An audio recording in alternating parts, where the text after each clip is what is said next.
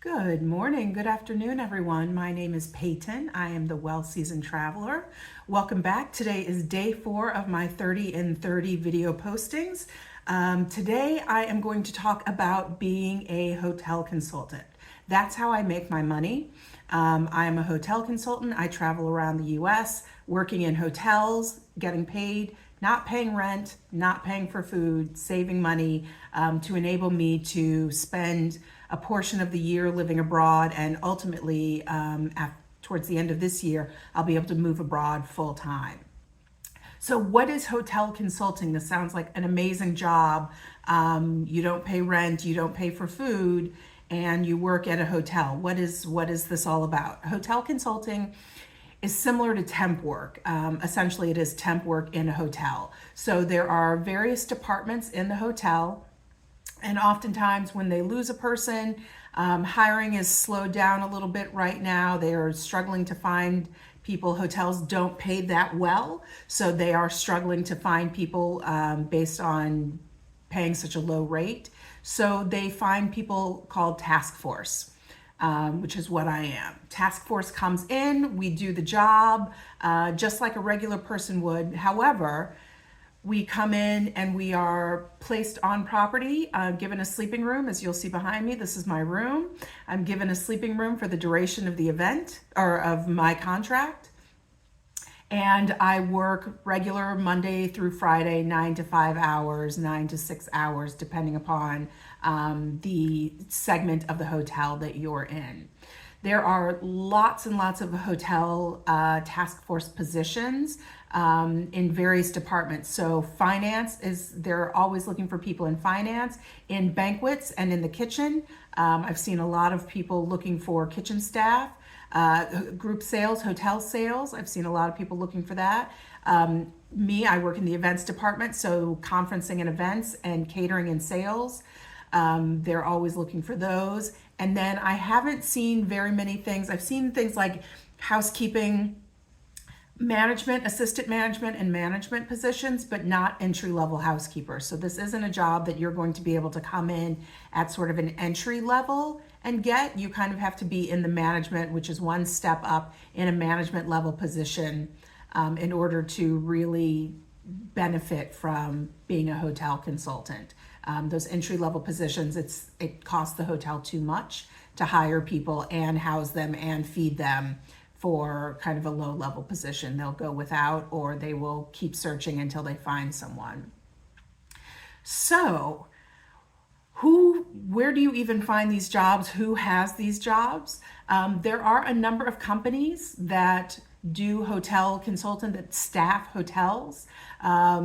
You can do a quick Google search to find them. The company I work with, Strategic Solutions Partners, is one of them. SSP, Strategic Solutions Partners.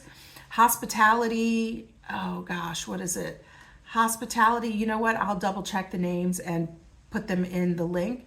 But there are a couple of companies that I work with. There is a company that works specifically in casinos. I've not done any casino work, so it's not a company I work with. But obviously, if you have a casino background, that opens you up to another selection of hotels. So, why would you go into hotel consulting? The negatives are it's a contract. So I am currently on not even a 4-week contract. I'm on like a 26-day contract, I think, for this current one. In the past, most of the contracts start at about 4 weeks, and then you have the option to extend. I have stayed someplace as long as 4 months. I spent 4 months in Chicago over the summer. And then here and another place I will stay just under a month based on their needs. Another con, I'm starting with the con. So the con is it is a contract, and another con is you do live in a hotel. I'm really lucky today. I have a beautiful balcony. You'll see right there. Balcony is being a little bit generous, but I have at least a little Juliet balcony that I can step out and get fresh air. The majority of hotels don't have this. And the majority of hotels don't even have windows that open. It's a safety hazard. So it is a real con, especially if you were in some place like Chicago, which is where I was earlier this year before it snowed, once once you're finished with work, if it's too cold, you can't even go outside. You can have days and days where you don't breathe any fresh air. I personally find that to be a huge con. I need the air. I need to be able to move around and stretch. I'm currently in a sort of more remote suburban hotel. So there's not a lot of places to go. Even if I wanted to go somewhere, I'm in the suburbs. There's nothing really around. There's a Target and a Whole Foods around the corner, and that's there is a shopping complex not too far from me, but that's kind of it here. Now, I did select this property. I chose to come here. So you do have, that is a pro, you can say no to properties. I tend to say no to properties that are suburban or that are exurban. My very first hotel job was in an exurb, which is a further suburb from a suburb. This place was so far away. The closest thing to it was a Costco, and it was like a 12-lane exchange highway with an overpass and an underpass, and I couldn't even get to the Costco because the highways blocked. Costco was on the other side of the highways, and there was no way to get there without taking a taxi. So location can be a pro or a con. The pro is I have been in Chicago, Los Angeles, New York. I think I've just done Chicago, Los Angeles, and New York. In terms of, there was another place, San Diego, in terms of hotel jobs. So I have been able to go to some major cities. I spent, like I said, 4 months in Chicago. I spent 2 months in New York. I spent 2 months in LA, all free of charge, right? So they paid for me. I haven't paid for rent. I'm really lucky. I have not paid for rent since 2021. I feel like I should have more money saved, but that's a whole different YouTube video. So a huge pro is that your housing is paid for. They put you up in a hotel room so you don't have to pay for rent. I'm really lucky. I've said in my past videos, I have a mom who is thankfully still alive and has an apartment. So when I am between contracts, I'm able to go and kind of stay on her couch. I said this before, a smart person between contracts would go do house sitting so that you are never paying rent. But if you were like me and you've got family, you can use your family to make sure you are never paying rent.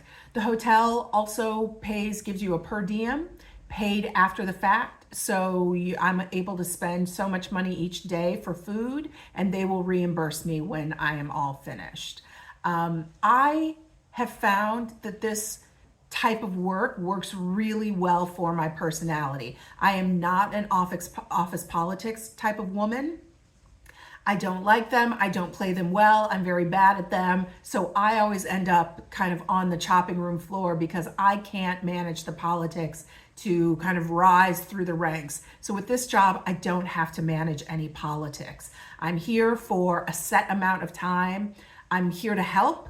Right? Most of the time I come in and people are like, we're so glad you're here, because they have been trying to fill the gaps in the events department, usually with doing work that no one else knows. Salespeople don't know how to do. So everything kind of falls by the wayside until an events person is able to come in and pick everything up. So most of my receptionists, we're so happy you're here. Thank you so much, which I personally love. I love helping people and feeling like I'm contributing. So it works really, really well with my personality. And then when I'm done, I can't get bored. I can't really get annoyed with too many people because I have a hard stop date most of the time. Sometimes if I like the property and the property likes me, oftentimes I will extend. I was able to extend in Chicago. It started out, I think, as a 6-week contract and ended up being almost 4 months. So there are potentials for extensions. I met a woman in San Diego who I think was at her task force position. She was in sales, and I think she was there for almost a year. She started in July and I met her in January. So she was there 6-7 months and left in February when I left. So she was there a really long time. Most contracts aren't that long because the hotel has to pay for housing and food and your salary.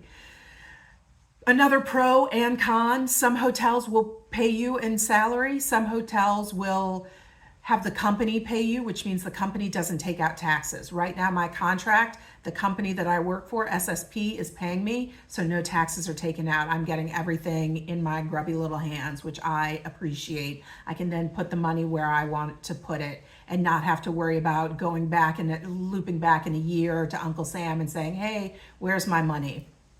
It all goes into my hands. I put it where I want to put it. Everything works out beautifully. So this has been a really positive, hotel contracting has been a really positive experience for me. It is nerve-wracking. You never know when you're going to get a job. And part of the reason I took this particular job is because I was getting nervous that there was nothing, no one was hiring after the holidays. So I kind of jumped at this, even though it's in a place I normally would not go. Because I don't have a car, I normally would not ever go to a suburb because there's nothing around and there's no way to get anywhere, even if there were places to go.